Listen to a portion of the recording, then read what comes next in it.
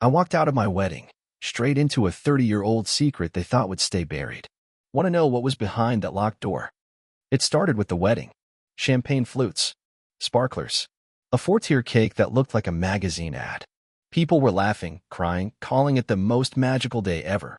But I couldn't breathe. Not because of the dress, though. God, that thing was a polyester nightmare. And not because I hated weddings. I hated this wedding. I hated the music.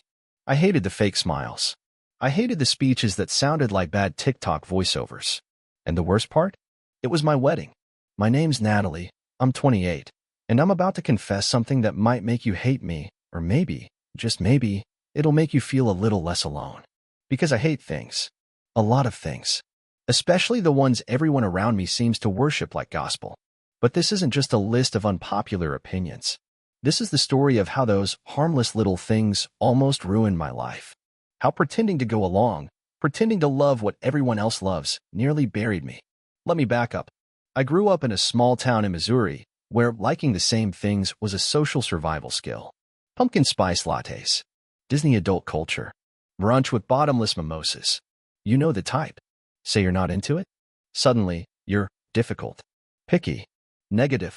So, I became the girl who nodded, who smiled, who said, yeah, I loved it too, while secretly imagining myself shoving that unicorn-themed cake into a trash compactor. It didn't matter if it was a book club I despised or a family trip to the beach. I hate sand, fight me. I kept the peace. Because it was easier. Until I met Jason. He was charming, attentive, obsessed with aesthetics. Perfect Instagram boyfriend material. His love language was surprises and candlelit dinners. I thought I loved him. Maybe I did. But then came the brunches. The gender reveals. The wedding Pinterest boards with quotes like, she leaves a little sparkle wherever she goes. And somewhere between picking the right shade of sage green for the napkins and nodding through Jason's speech about the importance of synergy, I realized something awful. I wasn't in love. I was exhausted. Exhausted from pretending. From suppressing every gag reflex I had toward things that were supposed to be sweet, wholesome, uplifting. Things everyone else loved, and I couldn't stand. You'd think I would have called it off. But you try unraveling a $10,000 deposit and a mother-in-law who already bought matching team bride robes for everyone, including the dog. So, I went through with it. And on the day I was supposed to be glowing with joy, I stood on that stupid flower arch stage, holding hands with a man who didn't know me at all. And all I could think about was how much I hated it. The music. The forced joy. The endless, exhausting pretending. That's when it happened. A noise. Sharp. Metal on tile. Behind me. The mic stand had tipped and hit the floor. Every head turned. Gasps. Laughter. But not me. Because in that exact moment, with everyone distracted and Jason mid-sentence, I dropped my bouquet, turned around, and walked straight out of my wedding. Still in the dress. Still mic'd up. And that was just the beginning. Because of the next 72 hours? They were the most chaotic, unhinged, and revealing days of my entire life. They involved a disappearing best friend, a mystery voicemail, and a locked room in my parents' attic that changed everything I thought I knew about why I hated what I hated. And what did I discover? It was not what I expected. I didn't go home after leaving the wedding. I couldn't. Not to the place where every pillow still smelled like him. Where the Mrs. Andrews mug sat waiting on the counter, mocking me. Instead, I went to the one place I'd been avoiding for years, my parents' house. My mom opened the door in a silk robe and curlers, eyes widening as if she'd seen a ghost. Cameron? Why aren't you? I brushed past her. Don't ask, I muttered. Just don't. She followed me down the hallway like a shadow. Did something happen? Was it Mason? Did he? No. I snapped, sharper than I meant to. It's not him. It's me. And everything else. And it was. Because something had snapped. Not just at the altar. It had been unraveling for months. Maybe years. I dropped my overnight bag in my childhood bedroom, the one painted pale yellow with curling posters from my high school dance team. It hadn't changed. But I had.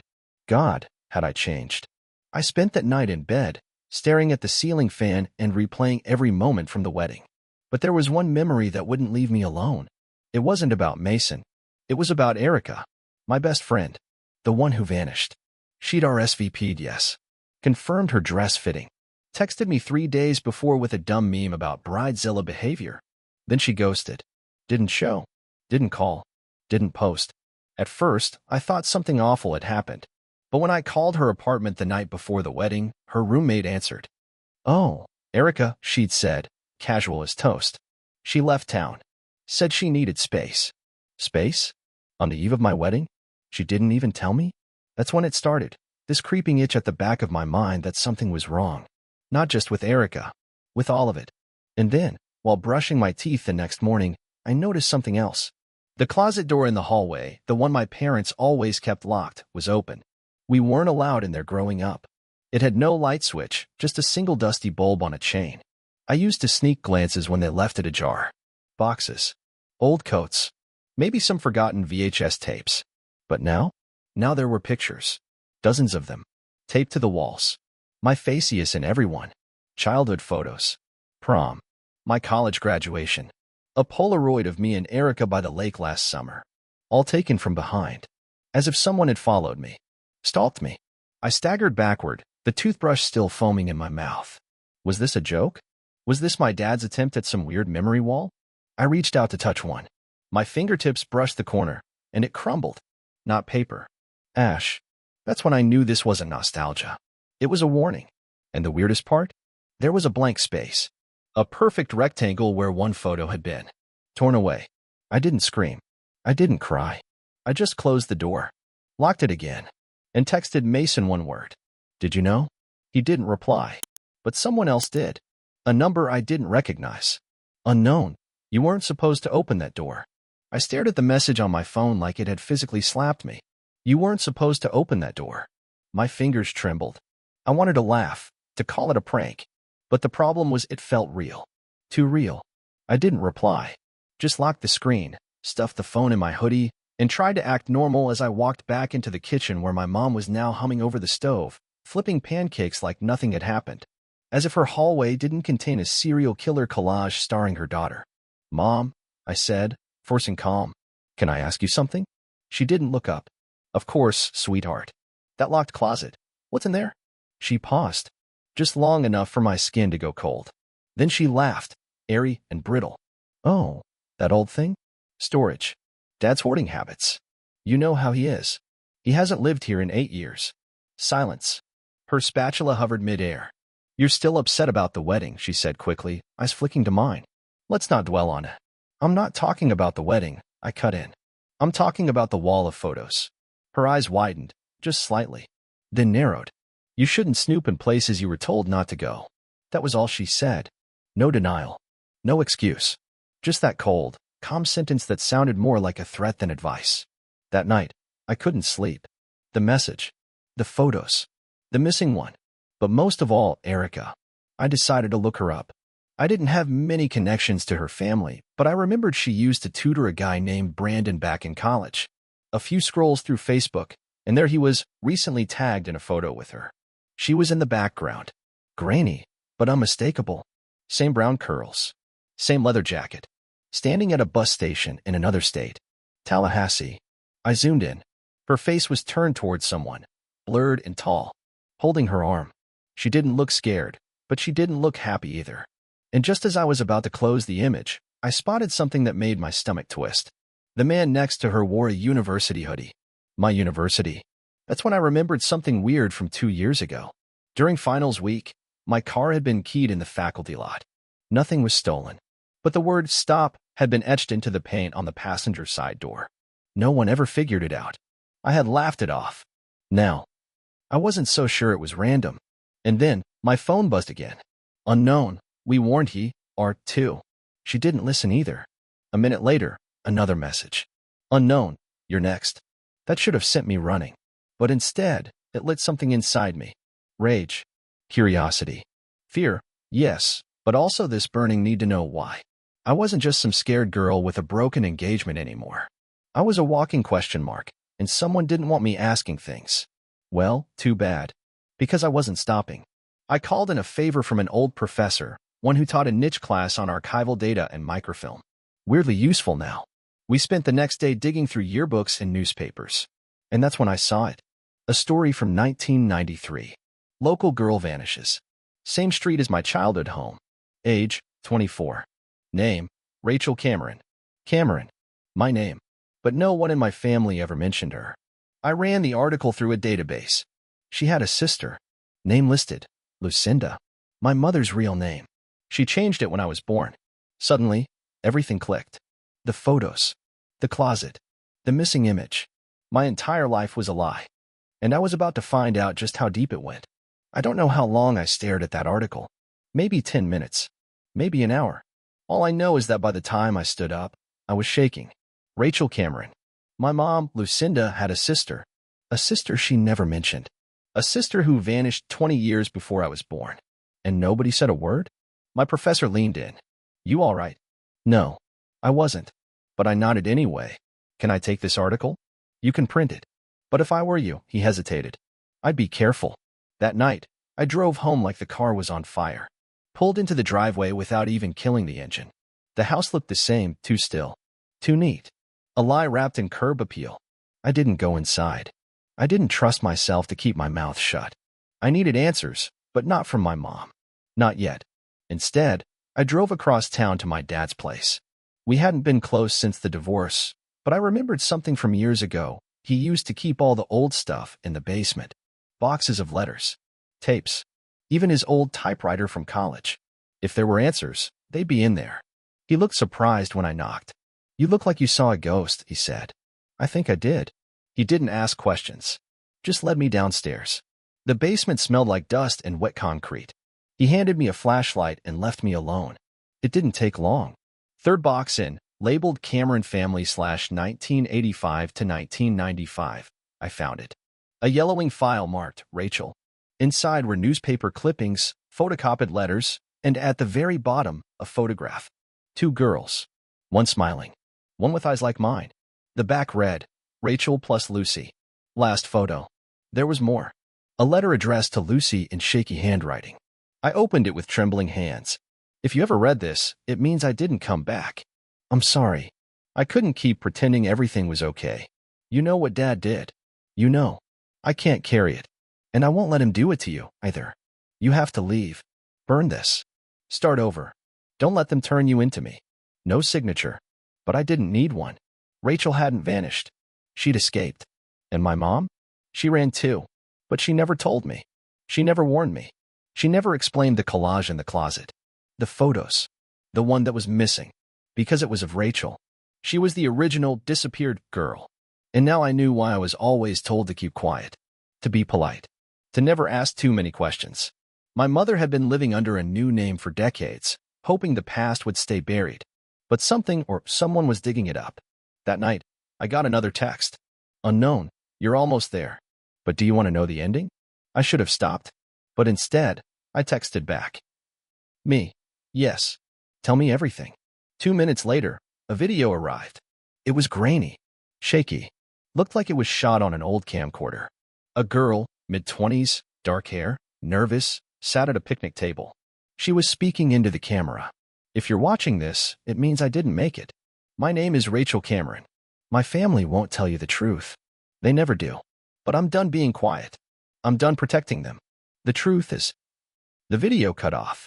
Static. Then black. I stared at the screen like it might blink back. I had to know what Rachel was about to say. I had to find the rest of that tape. Whatever secrets Rachel was trying to reveal, someone had gone to great lengths to silence her. But they hadn't silenced me. Not yet. I didn't sleep that night. I didn't even lie down. Instead, I sat on my bedroom floor, laptop open, Rachel's frozen face paused on screen, her mouth mid-sentence, cut off just before the truth. I must have watched it 30 times, hoping I'd somehow hear more. Hoping maybe I missed a whisper, a flicker of meaning. Nothing.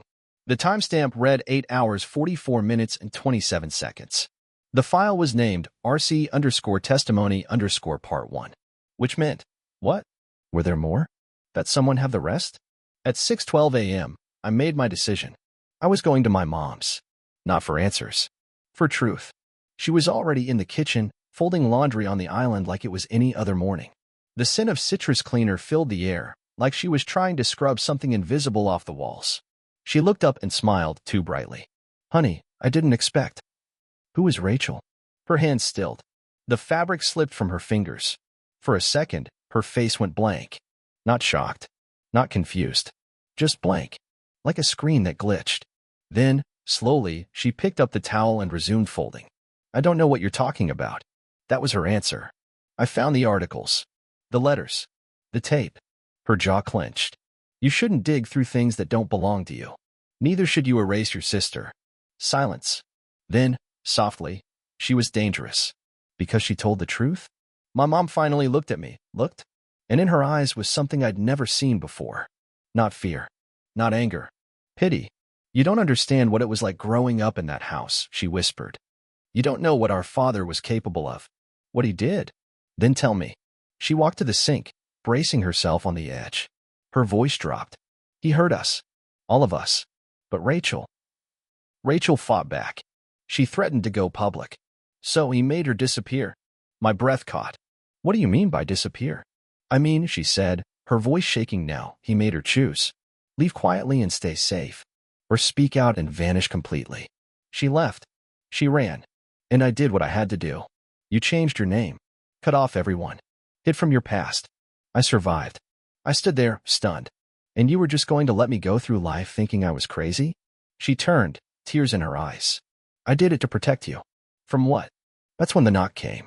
3 sharp raps on the front door. We both froze. Another knock. Louder. Then a voice.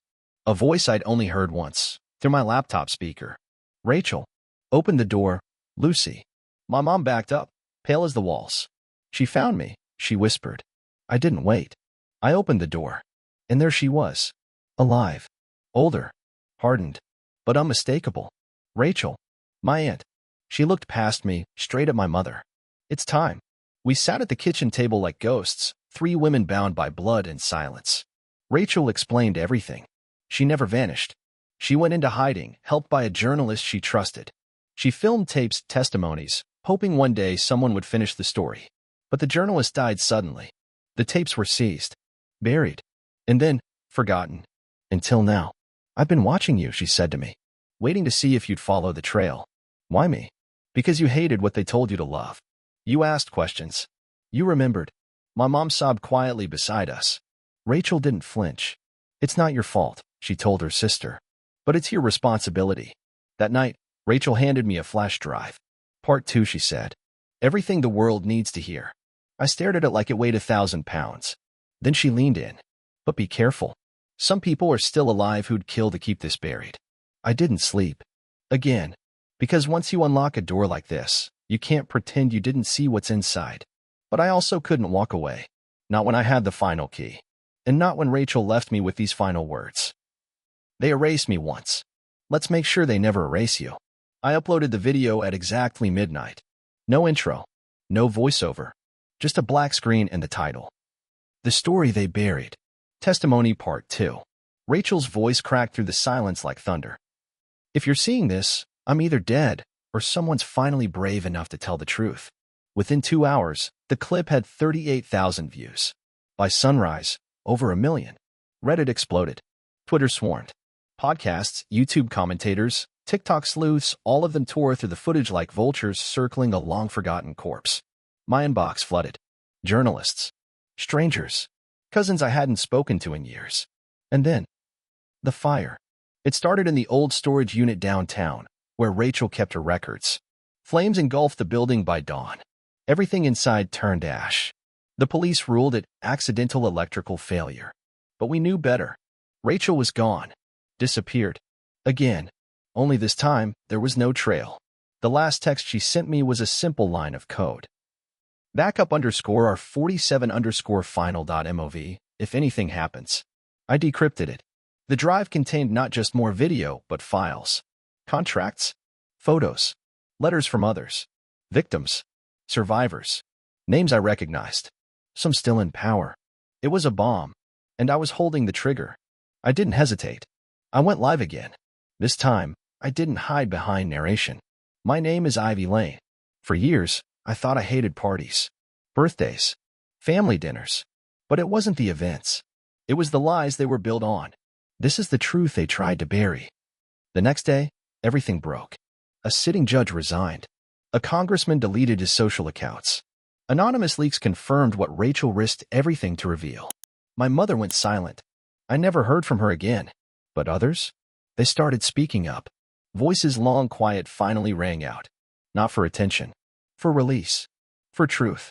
1 month later, I received a plain envelope in the mail. No return address. Inside, a photo I.E. As a baby, I was held by a woman I didn't recognize.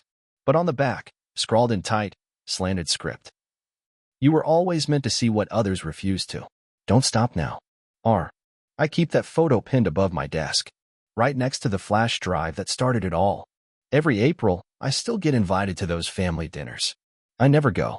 Instead, I sit alone with a glass of wine, a flickering candle, and silence, which has finally made peace with me. Because the truth is, the things they hate aren't things everyone loves. They're the things we were taught to love, to obey, to protect, even when they rot us from the inside. But not anymore. Not me. Not again. And if you're still watching, ask yourself, what have you been told to love that you never truly chose?